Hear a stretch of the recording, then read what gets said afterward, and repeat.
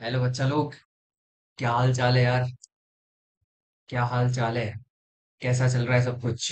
पढ़ाई लिखाई कैसा चल रहा है? घर परिवार सब बढ़िया? और आई होप सब कुछ सही चल रहा होगा यार। और तुम अपने शिद्दत से, अपनी मेहनत से, अच्छे से, लगन से पढ़ाई कर रहे होगे। और अपने मम्मी पापा को दिखा रहे होगे कि पापा देखिए मैं पढ़ रहा हूँ, इस बार बोर्ड्स में फोड़ के आऊंगा। ठीक है। तो अगर नहीं भी पढ़ रहे तो यार कोई बात नहीं, अभी भी टाइम बहुत ज्यादा है।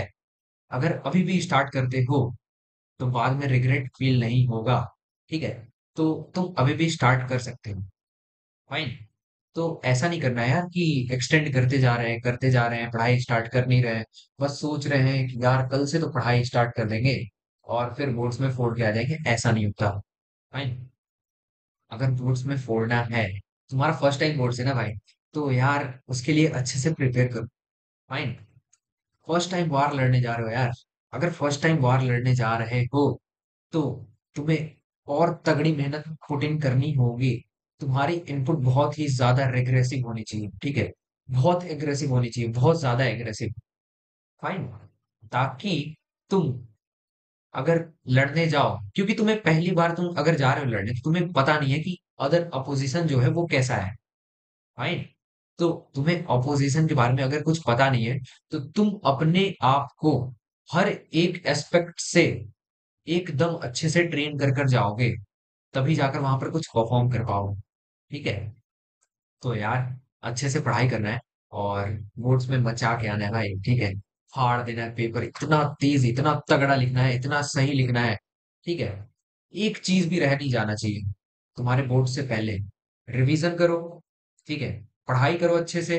डेडिकेट होकर पढ़ाई करो। अच्छे से एफिशिएंटली पढ़ाई करो। सबसे बेसिक चीज है, सबसे इंपॉर्टेंट चीज है कि तुम्हें एफिशिएंटली पढ़ाई करना है। फाइन।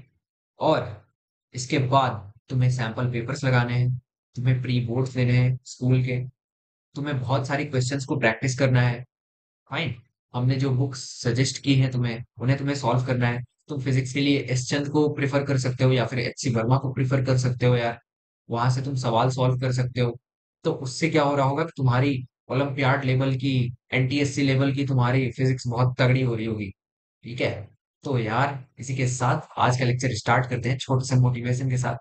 और देखते हैं आज क्या पढ़ना है। और जैसा कि यहाँ पर तुम्हारे फर्स्ट स्लाइड पर लिख रखा है कि हम आज नए चैप्टर का शुरुआत आरंभ करने जा रहे हैं। फाइन। तो आज हम नए चैप्टर का स्टार्ट करेंगे। हमारा टोटल फिजिक्स में 4 चैप्टर है यार, 2 चैप्टर हमने ऑलरेडी कवर कर रखी है। अगर तुमने नहीं देखा तो डिस्क्रिप्शन बॉक्स में लिंक दे रखा होगा यार, जाकर देखो। सारी की सारी प्लेलिस्ट है। एकदम अच्छे से एक एक चीजों को हमने वहां पर डिस्कस कर रखा है। और कुछ एग्जाम्पल्स को भी हमने सॉल्व कर रखा है। तो यार एग्जाम्पल्स हमने बहुत ज्यादा नहीं लिए और प्रॉब्लम्स जो है हमारे बहुत ज्यादा नहीं है वहां पर कवर्ड। तो उस चीज के लिए हम क्या कर रहे होंगे कि बोर्ड से पहले हम एक एक बहुत ही अच्छे अच्छे सवाल लगाएंगे जो कि हमारा बोर्ड्स में आ चुका है या फिर बोर्ड्स में आने की संभावना है। ठीक है। जिसको हम प्रेडिक्ट कर सकते हैं कि ये चीज बोर्ड्स में पूछी जा सकती है, आ सकती है। फाइन। तो उन सारी चीजों को हम कवर कर रहे होंगे यार। अपने क्वेश्चन सीरीज को लेकर आएंगे अपने बोर्ड से पहले। तब हम तगड़े तरीके से एक एक सवाल को अच्छे से सॉल्व करेंगे। अपना देखेंगे कि हम सवाल को अप्रोच कैसे करना है, हमें सवाल को अप्रोच कैसे करना है, सॉल्व कैसे करना है, उसके सोल्यूशन तक कैसे पहुंचना है एफिशिएंटली। ठीक है। तो ये सारी चीजों को हम आगे देखने वाले हैं। और टाइम वेस्ट ना करते हुए आज स्टार्ट करते हैं हम अपने नए चैप्टर को, जो कि हमारा फिजिक्स का third chapter of class 10th, that is electricity. अब यहाँ से यार बहुत मजा आने वाला है। क्योंकि होता क्या है ना कि बच्चों को ये चीज विजुअलाइज नहीं हो पाती है। जैसे क्या होता है ना कि न्यूटन्स लॉ वगैरह हो गया, या फिर लॉज ऑफ मोशन हो गए, इक्वेशंस ऑफ मोशन हो गए, स्पीड, वेलोसिटी, डिस्टेंस, डिस्प्लेसमेंट, ये सारी चीजें हैं जो तुम विजुअलाइज कर सकते हो अपने रियल वर्ल्ड। लेकिन इलेक्ट्रिसिटी को ना तुम देख नहीं सकते। ठीक है। वो चीज तुम्हें दिखेगी नहीं। ये लाइट यहाँ पर ग्लो कर रहा है, लेकिन ये तुम्हें दिखेगा नहीं कि इसके अंदर हो क्या रहा है, चल क्या रहा है, ये ग्लो कैसे कर रहा है, आखिर इसको मिल क्या रहा है ऐसा कि ये जो ग्लो करने लग जा रहा है। ठीक है। तुम जिस डिस्प्ले पे मेरे वीडियो लेक्चर्स को देख रहे हो, ये चीज ग्लो कैसे कर रही है, ये चीज चल कैसे रही है। ठीक है। इस चीज के पीछे बेसिक कंसेप्ट जो है वो है तुम्हारा इलेक्ट्रिसिटी का। The basic concept, the four basic concept behind this is electricity. ठीक है। तुम यार बाहर देखते होगे कि यार यहाँ पर लिखा हुआ है कि डेंजर है, मतलब ये पोल की लाइनें जा रही हैं, वहां से हम अपने घर में कनेक्शन ले रहे हैं। तो ये कनेक्शन ले रहे हैं तो फिर हमारा लाइट ग्लो कर रहा है, बल्ब चल रहा है, पंखा चल रहा है, रेफ्रिजरेटर चल रही है, वॉशिंग मशीन चल रही है। ठीक है। इवन कार्स के अंदर, इवन इन्वर्टर्स पर, हर जगह क्या चीज है, क्या चीज है भाई? इलेक्ट्रिसिटी। फाइन। तुम अपने मोबाइल फोन को चार्ज कैसे कर रहे हो, तुम अपने लैपटॉप को चार्ज कैसे कर रहे हो, बल्ब ग्लो कैसे कर रही है, आखिर उसके अंदर जा क्या रहा है कि वो ग्लो कर रही है, पंखा मूव क्यों कर रहा है, आखिर उसके अंदर क्या है ऐसा, उसके अंदर हम क्या सप्लाई कर रहे हैं, अगर हम स्विच ऑन कर रहे हैं तो ऐसा क्या चीज जा रहा है वहां पर जिसके चलते वो पंखा मूव करने लग जा रहा है, पंखा हमें हवा देने लग जा रहा है, क्या चीज है ऐसी? ठीक है। The four basic concept behind all this things are electricity. ठीक है। हर चीज में इलेक्ट्रिसिटी। रात के अंधेरे में, अब यार तुम कैंडल तो जला नहीं सकते, ठीक है, तुम गैस स्टोव तो हर समय जला नहीं सकते, तो साइंटिस्ट्स ने क्या बनाया? बल्ब बनाया।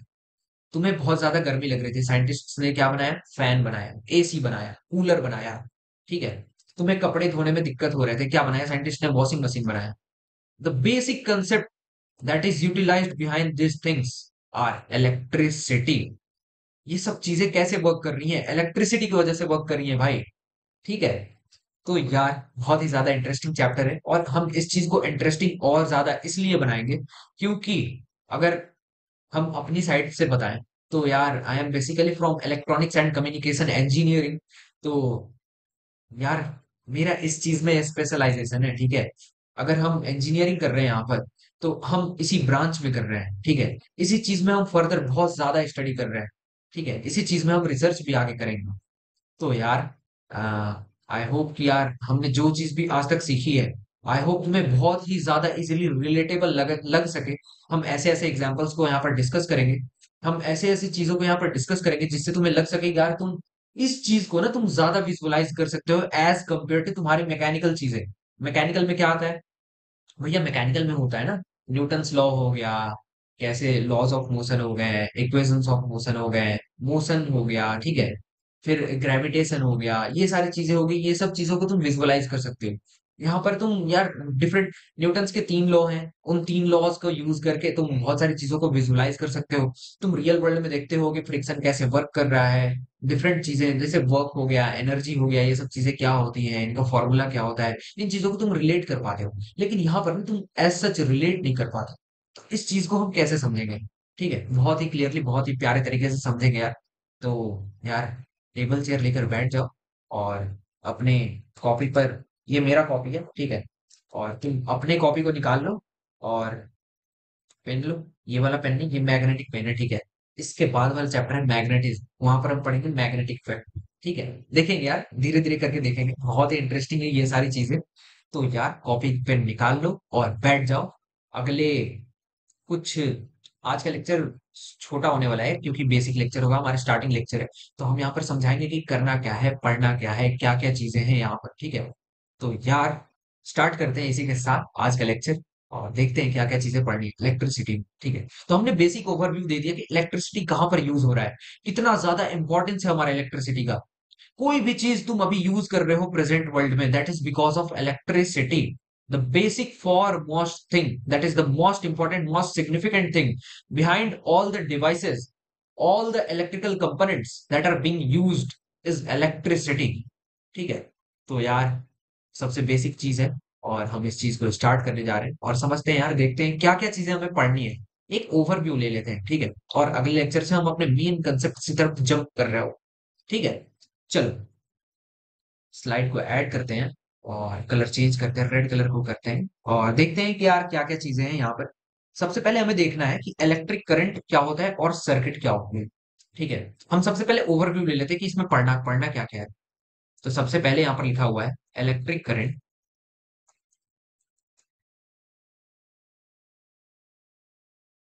And circuit. ठीक है। ये चीज हमें सबसे पहले देखनी है, electric current and circuit. Electric current क्या होता है, ठीक है, इसे हम कैसे डिफाइन कर सकते हैं, इलेक्ट्रिक करंट होता किस वजह से है, किस चीज को हम बोल सकते हैं कि ये इलेक्ट्रिक करंट, इसके अंदर करंट है, इस वायर के अंदर करंट है। मान लो ये चीज हमारा चार्ज हो रहा है, कैसे हो रहा है? इस चीज को हम कैसे बताएंगे, ठीक है। इसके अंदर ऐसा क्या हो रहा है इस वायर के अंदर कि ये मोबाइल हमारा चार्ज होने लग जा रहा है, ठीक है। तो this is because of electric current. अब इलेक्ट्रिक करंट क्या होता है, सर्किट क्या होता है, हम इन चीजों को आगे देखने वाले हैं यार, ठीक है। इलेक्ट्रिक करंट का फॉर्मूला देखने वाले हैं, ठीक है। इसके बाद हम देखेंगे यार electric potential, electric potential and,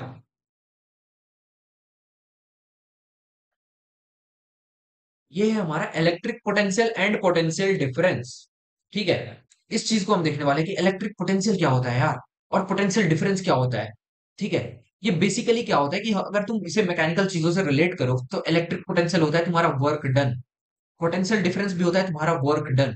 इस चीज को हम आगे समझने वाले हैं यार, कि बैटरी जो है हमारी इलेक्ट्रिक पोटेंशियल कैसे अप्लाई करती है, पोटेंशियल डिफरेंस कैसे क्रिएट करती है। हमारी बैटरी हो गई, या फिर हमारा जो पावर सप्लाई आ रहा होता है ट्रांसफार्मर से, वो कैसे पोटेंशियल डिफरेंस क्रिएट करती है जिसकी वजह से हमें इलेक्ट्रिसिटी मिल पाती है, ठीक है।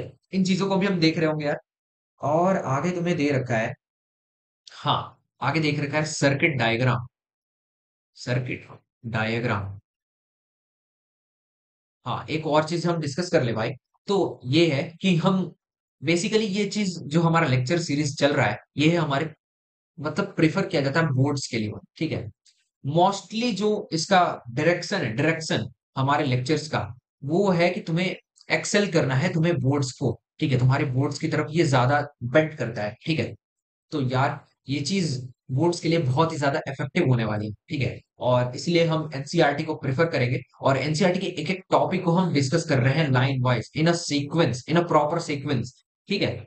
तो यार सर्किट डायग्राम दे रखा है, तो हम सर्किट डायग्राम देखेंगे, ठीक है। इसके बाद है हमारी सबसे इंपॉर्टेंट चीज, ओम्स लॉ, ओम्स लॉ, ठीक है।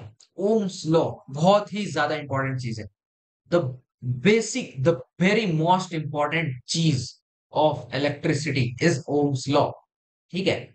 ओम्स लॉ को हम समझेंगे यार, क्या होता है ओम्स लॉ, एक्चुअली दे क्या रखा है, और एक्चुअली में होता क्या है ओम्स लॉ, तुम इसे कैसे रिलेट कर पाते हो ओम्स लॉ को, ठीक है। इस चीज को हम पढ़ेंगे यार। और इसके बाद दे रखा है यार, एक मिनट, हाँ, इसके बाद देख रखा है कि हमें रेजिस्टेंस को पढ़ना है, resistance and its properties, resistance and its properties,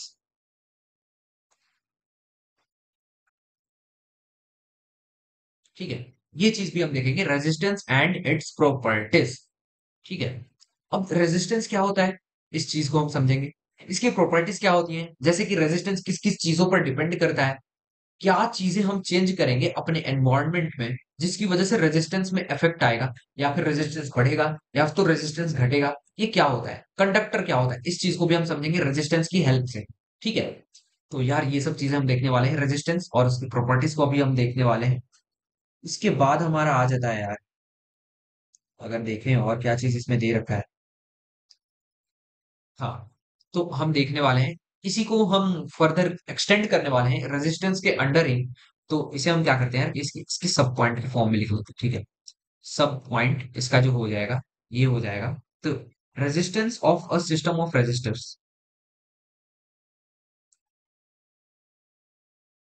of a system of resistors, ठीक है। मान लो रेजिस्टर्स, तुम्हारी बहुत सारे रेजिस्टर्स लगी हुई है, यहाँ पर एक है, यहाँ पर एक है, इसके बाद और एक है, इसके बाद और एक है, इसका इक्विवेलेंट रेजिस्टेंस क्या होगा, ये सब चीजें हम डिस्कस करने वाले हैं यार। ज्यादा टेंशन लेने की जरूरत नहीं है कि भैया आप इतने टफ टफ वर्ड्स को बोल रहे हो यार, resistance, properties, resistor, series resistor, parallel resistor, equivalent resistance, ये सब क्या होती है भैया, मुझे तो पता ही नहीं है, मैं तो अभी चैप्टर स्टार्ट कर रहा हूँ। तो भाई एक एक करके हम चलेंगे, ठीक है। एकदम बेसिक से स्टार्ट करेंगे, और एक एक चीजों को समझा के हम तुम्हें नेक्स्ट लेवल पे लेके जाएंगे। अगर तुम यहाँ पर हो तो लेक्चर के बाद यहाँ पर हो, ठीक है, लेक्चर सीरीज के बाद, ये सारे चैप्टर खत्म होने के बाद, ठीक है। तो यार अच्छे से सुनना है, ठीक है। तो हम इधर देखने वाले कि रेजिस्टेंस को अगर हम एक सीक्वेंस में लगाएं, ठीक है, जैसे कि मान लो हमारे पास लाइन से रेजिस्टेंस हमने लगा दिया, अब बोला जाए कि ये वाला पॉइंट और ये वाले पॉइंट के बीच में हमने इतने रेजिस्टेंस लगाए, तो इन दोनों पॉइंट के बीच में टोटल रेजिस्टेंस क्या होगा। यहां पर हमने रेजिस्टेंस लगाया, इसके नीचे और एक लगाया, और एक लगाया, और एक लगाया, और सबको एक टर्मिनल में कनेक्ट कर दिया। अब बोला कि इन दोनों पॉइंट्स के बीच में इक्विवेलेंट रेजिस्टेंस क्या है, मतलब टोटल रेजिस्टेंस क्या है, ये सारी चीजों को भी हम पढ़ने वाले हैं। कि मान लो हमने रेजिस्टेंस का डिफरेंट ये क्या कर दिया, हमने उसे डिस्ट्रीब्यूट कर दिया, ठीक है, एक फॉर्म में हमने उसे समझा सजा दिया। अब इसका इक्विवेलेंट रेजिस्टेंस क्या होगा, इस चीज को भी हम समझेंगे, ठीक है, इस सब पार्ट में ऑफ रेजिस्टेंस। इसके बाद दे रखा है यार, इसके बाद देखते हैं क्या दे रखा है। Just a minute. हाँ हाँ ठीक है, और हाँ, लास्ट जो हमारा है इसे हम ऊपर करते हैं यहाँ पर, बहुत सही। इसके बाद हम देखते हैं, इसके बाद हमें दे रखा है heating effect of electric current.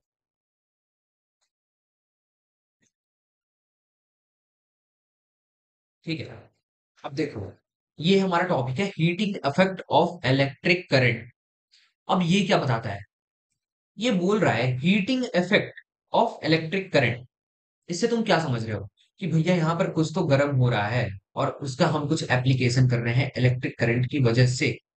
अब होता क्या है भाई, देखो, जब तुम बहुत ज्यादा करंट पास करते हो ना, या फिर तुम बहुत ज्यादा वोल्टेज अप्लाई करते हो किसी भी रेजिस्टर के अक्रॉस, ये चीज को हम आगे पढ़ने वाले हैं, टेंशन नहीं लो। तो इस चीज को हम अच्छे से पढ़ेंगे यार। तो हीटिंग इफेक्ट का अगर तुम्हें एग्जांपल दिया जाए, दो तीन बेसिक एग्जांपल, जैसे कि तुम्हारा ओवन होगा, ठीक है, ओवन, जहां पर तुम यार अपने पिज्जा को टोस्ट कर रहे हो तो, या फिर किसी चीजों को गर्म कर रहे हो, ठीक है, ब्रेड टोस्टर हो गया, आयरन हो गया। तो ये सारी चीजें कैसे काम करती हैं, ये काम करती हैं, the basic concept behind this things are heating effect of electric current. जब भी हम किसी कंडक्टर से इलेक्ट्रिक करंट पास करते हैं, तो वो क्या करती है, एक काइंड का हीट प्रोड्यूस करती है। और उस हीट को जब हम यूटिलाइज कर रहे होते हैं, अपने प्रैक्टिकल एप्लीकेशंस में लगा रहे होते हैं, जैसे कि हमने एग्जांपल में बोला कि तुम्हारा इलेक्ट्रिक आयरन हो गया, तुम्हारी ओवन हो गई, तुम्हारा जो ये क्या बोलते हैं ब्रेड टोस्टर हो गया, ठीक है, तो इन सारी चीजों में हम क्या करते हैं कि अपने इस कंसेप्ट को यूज करते हैं अपने प्रैक्टिकल एप्लीकेशंस में। तो इन चीजों को भी हम पढ़ने वाले हैं यार कि कैसे कैसे हीट प्रोड्यूस होता है, और हीट क्यों प्रोड्यूस होता है, इसका फॉर्मूला क्या होता है, ठीक है, हम कैसे कैलकुलेट कर सकते हैं कि कितना हीट प्रोड्यूस होगा, हम कितना करंट पास करेंगे, कितना वोल्टेज अप्लाई करेंगे तो कितना हीट प्रोड्यूस होगा, इन चीजों को भी हम पढ़ने वाले हैं heating effect of electric current के अंडर। ठीक है, ये हो गया तुम्हारा, एक मिनट, ये होगी तुम्हारी इतनी सारी टॉपिक्स। अब एक जो फाइनल टॉपिक है ना तुम्हारा, लास्ट टॉपिक इसी चैप्टर में, that is your electric power. ठीक है, लास्ट टॉपिक जो है तुम्हारा that is your electric power. अब इलेक्ट्रिक पावर, अब देखो होता क्या है कि तुम्हारे घर पे यार बिजली बिल आता होगा। भैया मेरे घर पे तो बिजली बिल ही नहीं आता भैया, मेरे घर तो बिजली बिल आता ही नहीं है भैया, कभी नहीं आता मेरे घर बिजली बिल, मैं तो ऐसे ही यूज कर रहा हूँ भैया। ऐसा नहीं है भाई, ठीक है। तुम अपने मम्मी से या फिर अपने पापा से पूछना कि हर महीने के एंड पर, या फिर अभी ऐसा हो गया कि महीने के स्टार्टिंग में ही ये लोग बिजली का बिल ले लेते हैं, ठीक है। तो बिजली का बिल का कंसेप्ट कहाँ से आया, वो इलेक्ट्रिक पावर से आया। अब इलेक्ट्रिक पावर में ये बिजली बिल का कंसेप्ट कैसे आया, तो वो लोग बोलते हैं ना आकर कि सबसे पहले तुम्हारे मीटर को चेक करते हैं। तुम ध्यान देना कि तुम्हारे घर पर एक मीटर लगा होगा, डिजिटल मीटर होगा, या फिर एक रोलिंग मीटर होगा जिसके अंदर नंबर्स लिखे होंगे, ठीक है। तो वो डिस्प्ले करता है कि तुमने कितने यूनिट बिजली का कंजम्पशन किया है, कितने यूनिट का पावर कंजम्पशन किया है उस मंथ में, ठीक है।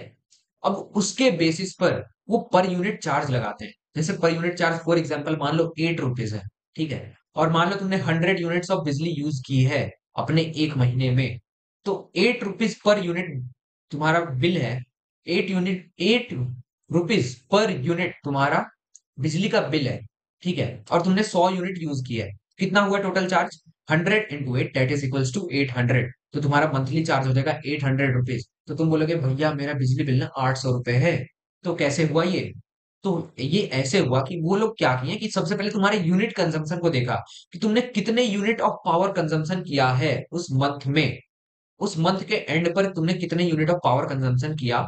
उसके बाद उसने उसको क्या किया कि पर यूनिट चार्ज से उसे मल्टीप्लाई किया, और तुम्हें बोला कि तुमने इतना इलेक्ट्रिक पावर बिल है, ठीक है, तुमने इतना बिल है इलेक्ट्रिक पावर का, तुमने पावर कंजम्पशन जो किया है उसका इतना बिल है इस मंथ का। तो ये कंसेप्ट होता है, हम लोग पढ़ेंगे यार यूनिट क्या होता है, ठीक है। एक यूनिट का मतलब वैल्यू क्या होता है, वो लोग कैसे कैलकुलेट करते हैं, इन सारी चीजों को भी हम देखने वाले हैं। तो तुम यार अपने घर को भी मतलब बता सकते हो कि पापा इस महीने ना इतना बिल आने वाला है पापा, मुझे पता है कि कितना बिल आने वाला है, आपको नहीं पता लेकिन मुझे पता है, मैं आपको बताता हूँ। और जब बिजली वाला मास्टर आएगा ना तो वो बोलेगा पापा इतना बिल है आपके महीने का। अब पापा बोलेंगे अरे बेटा ये तुम कैसे बता पा रहे हो, तो बोलना ना कि मुझे ना भैया ने पढ़ाया था कि कैसे कैलकुलेट करते हैं बिजली का बिल कितना आ रहा है। ठीक है, तो यार तुम मीटर में जाकर चेक कर सकते हो कि तुम्हारा कितना यूनिट कंजम्पशन हुआ है, और तुम पर यूनिट 4 से अगर उसे मल्टीप्लाई करते हो तो तुम्हें पता चल जाता है तुम्हारा इलेक्ट्रिसिटी का बिल कितना आने वाला है। ठीक है, तो बहुत ही ज्यादा इंटरेस्टिंग चीजें हैं यार। इन सारी चीजों को हम हर एक एक जगह पे अप्लाई करेंगे, एक एक एग्जाम्पल लेंगे छोटी छोटी सी, जिससे तुम इसे रिलेट कर पाओ, इसे बहुत ही अच्छे से डीपली समझ पाओ।